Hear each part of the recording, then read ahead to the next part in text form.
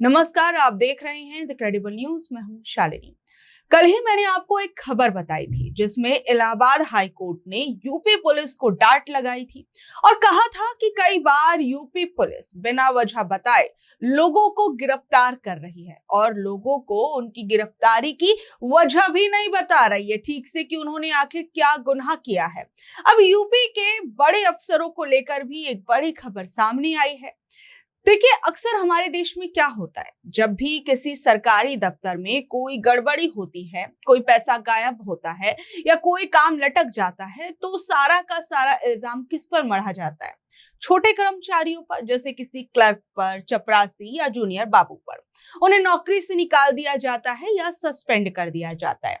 लेकिन उस पूरे विभाग को चलाने वाले जो बड़े साहब होते हैं, यानी बड़े बड़े आईपीएस, आईएएस अधिकारी, वो उन पर कोई गाज नहीं गिरती। वो आराम से अपनी घूमती हुई कुर्सी पर बैठकर चाय पीते हैं और अपना काम करते रहते हैं। और सबसे बड़ी बात, वो ये भी कह देते हैं कई बार कई मामलों में कि हमें क्या पता, ये तो नीचे वाले स्टाफ ने किया होगा, हमारी कोई गलती नहीं है। लेकिन अब इलाहाबाद हाई कोर्ट ने एक ऐसा ऐतिहासिक फैसला सुनाया है जो इस पूरे ढर्रे को बदल कर रख देगा।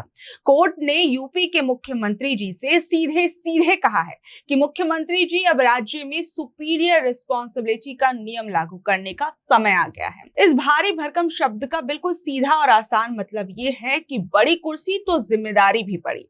यानी अगर किसी दफ्तर का छोटा कर्मचारी रिश्वत लेता है, काम में जानबूझकर देरी करता है या कोर्ट की बात नहीं मानता, तो सिर्फ उस छोटे कर्मचारी को ही सजा नहीं मिलेगी, उसके ऊपर जो बड़े साहब बैठे हैं उन्हें भी जिम्मेदार माना जाएगा। उन पर भी पुलिस केस होगा और उन्हें भी जेल जाना पड़ेगा। ये फैसला सुनाया है न्यायाधीश विनोद दिवाकर जी ने। जज साहब ने कहा कि आज भी बहुत से सरकारी अफसरों के दिमाग में अंग्रेजों के जमाने की, या कहें कि राजा महाराजाओं वाली सोच बैठी हुई है। वो खुद को जनता का नौकर या मददगार नहीं समझते, बल्कि मालिक समझते हैं। वो सिर्फ अपनी ताकत का मजा लेना चाहते हैं, जिसके चक्कर में वो आम जनता की फाइलों को महीनों और सालों तक दबाकर बैठे रहते हैं। और इसी को हमारी भाषा में लाल फीताशाही या काम अटकना कहते हैं। अदालत ने समझाया कि भ्रष्टाचार सिर्फ पैसों का ही नहीं होता, ये दो तरह का होता है। पहला होता है पैसे की घूसखोरी, यानी सीधे सीधे अपनी जेब भरने के लिए रिश्वत खाना, और ये हम सभी जानते हैं। लेकिन दूसरी और सबसे खतरनाक होती है दिमाग की घूसखोरी। यानी इसका मतलब यह है कि कोई अफसर अपनी ताकत के नशे में चूर होकर किसी आम इंसान को परेशान करने के लिए या अपनी किसी खास वीआईपी दोस्त को फायदा पहुंचाने के लिए जानबूझकर गलत फैसला लेता है। कोर्ट ने साफ कहा कि बड़े अफसरों की ये ड्यूटी है कि वो अपने नीचे काम करने वालों पर नजर रखें, और अगर उनके नीचे काम करने वाले लोग चोरी या लापरवाही कर रहे हैं तो इसका सीधा मतलब है कि उनके बड़े साहब निकम्मे हैं और उन्हें भी बराबर की सजा मिलनी चाहिए। अब आप सोच रहे होंगे कि अचानक कोर्ट को इतना गुस्सा क्यों आया, तो दरअसल मैं आपको बता दूं कि इस पूरे मामले की शुरुआत होती है आज से करीबन 19 साल पहले, साल 2007 में।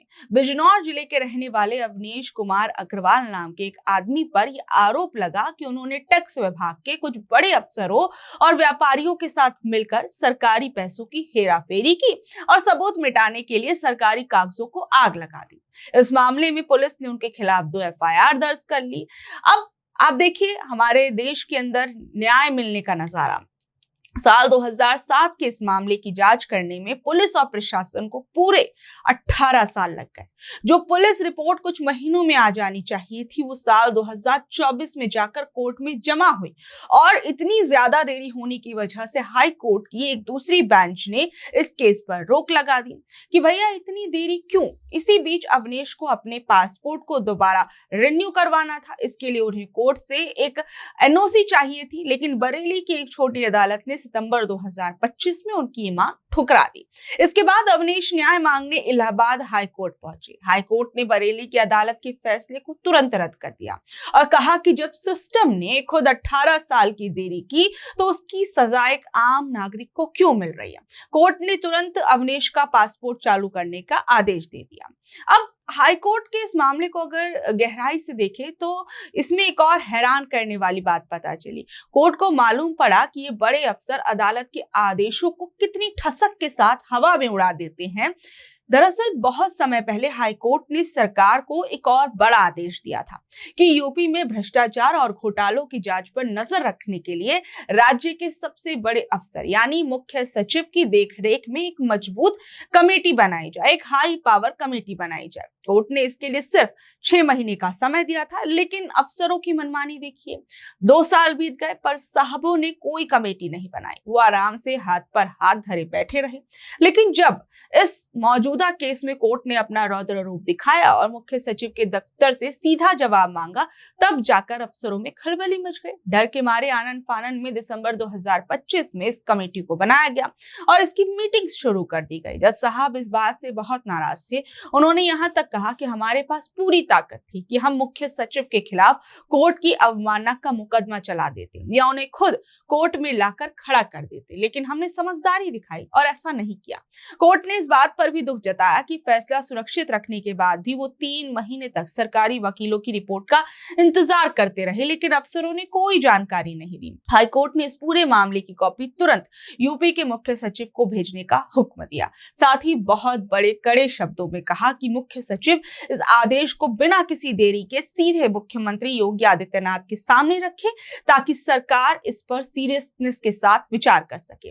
कोर्ट का कहना है कि अगर सरकार सचमुच राज्य से भ्रष्टाचार को जड़ से खत्म करना चाहती है तो उसे कागजी दावों से आगे बढ़ना होगा। जिस दिन देखिए हमारे देश में यह नियम असली रूप से लागू हो गया कि नीचे वाले कर्मचारी की गलती पर सीधे ऊपर वाले बड़े साहब की कुर्सी छीनेगी या वो जेल जाएंगे या उन पर कोई कार्रवाई की जाएगी, उस दिन से आप कहीं ना कहीं हमारे सिस्टम के अंदर एक सही पॉजिटिव सुधार देखने को मिलेगा। देखिए, जहां एक तरफ ये मामला सामने आया, वहीं उत्तर प्रदेश के अंदर एक और मामले की बात मैं आपको बताती हूँ जिस पर कोर्ट का फैसला आया, जिसे सुनकर शायद आप लोगों का दिल भी दहल जाए और साथ ही हमारे सिस्टम पर आपको बहुत गुस्सा आए। ये कहानी शुरू होती है पिछले साल यानी 18 नवंबर 2025 को यूपी के एटा जिले में। वहां एक महिला रोज की तरह सुबह अपने घर का गोबर फेंकने बाहर गई थी, लेकिन वो वापस नहीं लौटी। अगले दिन यानी 19 नवंबर को नदी के किनारे उस मासूम महिला की लाश मिली। पुलिस तुरंत अज्ञात लोगों के खिलाफ मुकदमा दर्ज करती है। इसके बाद पुलिस अपनी जांच शुरू करती है और सत्येंद्र नाम के एक गवाह के बयान पर पुलिस मनोज नाम के एक आदमी को पकड़ लेती है। गवाह का कहना था कि उसने मनोज को नदी की तरफ आते जाते देखा था। पुलिस दावा कर रही थी कि उन्होंने मनोज के पास से मरी हुई महिला की घड़ी भी बरामद की। पुलिस मनोज पर दुष्कर्म और हत्या जैसी बहुत संगीन धाराएं लगाकर उसे जेल भेज देती है। जब ये मामला इलाहाबाद हाईकोर्ट में न्यायाधीश अरुण कुमार सिंह देशवाल जी के सामने पहुंचा तो पुलिस की पूरी कहानी ताश के पत्तों की तरह बिखर गई। जज साहब ने जब सबूत को देखा तो उन्हें बहुत गड़बड़ियां मिली। पहली बात तो ये कि जिस गवाह ने मनोज को नदी के पास देखा था उसका नाम शुरुआती रिपोर्ट में था ही नहीं। उसका बयान बहुत बाद में दर्ज किया गया, जिससे शक पैदा होता है। दूसरी बात, जज साहब ने कहा कि सिर्फ एक घड़ी का मिल जाना ये साबित नहीं करता कि मनोज ने ही इतना बड़ा और खौफनाक जुर्म किया। लेकिन इस पूरे केस का सबसे बड़ा मोड़ तब आया जब 14 मई 2026 को फॉरेंसिक लैब की डीएनए रिपोर्ट कोर्ट के सामने आई। इस रिपोर्ट ने पूरे केस को ही पलट दिया। इस केस में सबसे पक्का और वैज्ञानिक सबूत डीएनए टेस्ट होना था, जिससे साफ हो जाता कि असली कातिल मनोज है या कोई और। लेकिन फॉरेंसिक लैब की रिपोर्ट में लिखा था कि मनोज का डीएनए मृतका से मैच नहीं हो पाया, और मैच इसलिए नहीं हुआ क्योंकि लैब वाले डीएनए का पूरा खाका ही नहीं बना पाए। कोर्ट ने इसे पुलिस जांच और सरकारी सिस्टम की सबसे बड़ी नाकामी बताया। जज साहब ने बहुत दुखी होकर कहा कि जब तक पक्के वैज्ञानिक सबूत नहीं मिलते तब तक हम किसी को जबरदस्ती जेल में नहीं रख सकते हैं। हाईकोर्ट ने कहा कि बलात्कार और हत्या जैसे इतने भयानक और जघन्य मामले में भी सिर्फ सरकारी विभागों की सुस्ती और घटिया इंतजामातों के कारण उन्हें बहुत भारी मन से आरोपी मनोज को जमानत पर रिहा करना पड़ रहा है। सुनवाई के दौरान कोर्ट ने एक पुराने मामले का जिक्र करते हुए यूपी की फॉरेंसिक लैब का असली और डरावना चेहरा सबके सामने भी रखा। खुद यूपी फॉरेंसिक लैब के डायरेक्टर ने ये कोर्ट में माना कि राज्य की ज्यादातर लैब में काम करने वाले स्टाफ की बहुत कमी है। यही नहीं, उनके पास आज के जमाने की मॉडर्न और हाईटेक मशीन्स भी नहीं है। पुरानी और खटारा मशीनों की वजह से लैब में डीएनए टेस्ट जैसी जरूरी जांचें भी पूरी नहीं हो रही। इलाहाबाद हाई कोर्ट ने इस पर गहरी नाराजगी जताते हुए सीधे यूपी सरकार को आड़े हाथों लिया। कोर्ट ने साफ कहा कि फॉरेंसिक लैब की इस अधूरी व्यवस्था और पुरानी मशीनों और बदहाली के लिए सिर्फ और सिर्फ राज्य सरकार जिम्मेदार है। वही दूसरी ओर आपको एक और मामला बताती हूँ। कल ही मैंने आपको अपनी रिपोर्ट में बताया था कि हमारी पुलिस और सिस्टम कई बार कितनी बड़ी लापरवाहियां करते हैं, और आज ठीक वैसा ही एक और मामला सामने आया। इस बार इलाहाबाद हाई कोर्ट ने पुलिस और निचली अदालत की बहुत बड़ी कानूनी गलती को पकड़ा। कोर्ट ने साफ कहा कि किसी भी एक केस में आईपीसी की धारा 420 और आईपीसी की धारा 406, ये दोनों धाराएं एक साथ कभी नहीं लगाई जा सकती हैं। 420 जो कि धोखाधड़ी वगैरह से जुड़ी हुई है, और जो 406 है भरोसा तोड़ने वगैरह की जो धारा है वो है। और जो कोर्ट है उसने कहा कि ये दोनों धाराएं कभी भी एक साथ नहीं लग सकती। इसे आप सीधे शब्दों में कहें कि अगर आपने किसी से शुरुआत में ही झूठ बोलकर या चालाकी से कोई चीज हड़प ली तो वो धोखाधड़ी है, यानी 420 है। लेकिन अगर किसी ने आप पर भरोसा करके खुद अपनी मर्जी से कोई चीज आपको दी और बाद में आपकी नीयत खराब हो गई तो वो भरोसा तोड़ना 406 है। अब कोई भी मामला या तो धोखे का हो सकता है या फिर भरोसे का, दोनों एक साथ नहीं हो सकते। झांसी के रहने वाले संदेश चंद्रगुप्ता के मामले में वहां की पुलिस ने ये दोनों धाराएं एक साथ लगा दी और छोटी अदालत ने भी आरोपियों को समन भेज दिया। जब ये मामला हाईकोर्ट पहुंचा तो जज साहब ने इस पर नाराजगी जताई और आरोपियों के खिलाफ जारी सभी पुराने आदेशों को रद्द करने के लिए आदेश दिए। कोर्ट ने इस केस को वापस झांसी की अदालत में भेजते हुए ये ऑर्डर दिया कि अब कानून के रूल्स के मुताबिक ही नए सिरे से तय किया जाएगा कि आरोपी पर दोनों में से कौन सी एक धारा लगेगी, क्योंकि दोनों धाराएं एक साथ थोपना पूरी तरीके से गलत है। तो बहरहाल इन खबरों पर आप लोग क्या कुछ कहेंगे, इन अदालती फैसलों पर आप लोग क्या कुछ कहेंगे, नीचे दे कमेंट बॉक्स में अपनी राय जरूर बताइएगा। और ऐसी अपडेट्स जुड़े रहने के लिए देखते रहिए द क्रेडिबल न्यूज। मैं हूं शालिनी, धन्यवाद।